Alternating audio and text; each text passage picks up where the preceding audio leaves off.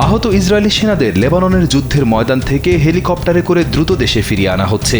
চিকিৎসার জন্য তাদেরকে নিয়ে যাওয়া হচ্ছে হাইফা শহরের রামবাম হাসপাতালে।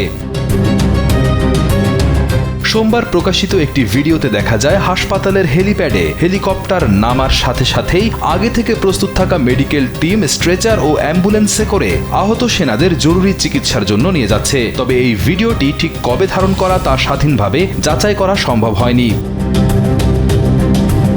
স্থানীয় গণমাধ্যমের তথ্য অনুযায়ী নতুন করে যুদ্ধ শুরু হওয়ার পর লেবানন থেকে ৮১ জন আহত ইসরায়েলি সেনাকে রামবাম হাসপাতালে ভর্তি করা হয়েছে।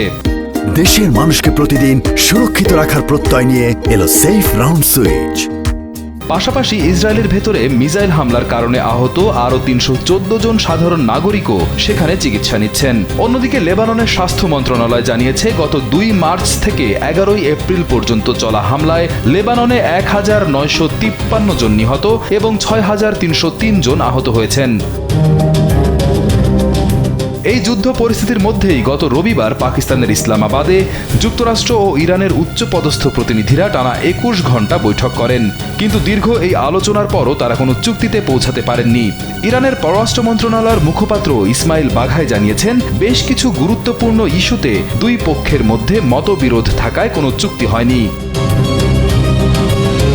ইসরায়েল এবং যুক্তরাষ্ট্রের দাবি এই যুদ্ধবিরতি চুক্তির মধ্যে লেবানন পড়ে না, অর্থাৎ সেখানে তারা হামলা চালিয়ে যেতে পারবে। অন্যদিকে ইরানের কড়া দাবি লেবাননকে অবশ্যই এই যুদ্ধবিরতির আওতায় আনতে হবে। আর এই দ্বন্দ্বের কারণেই আপাতত ভেস্তে গেছে শান্তি আলোচনা। রিয়াদ হোসেন, কালবেলা।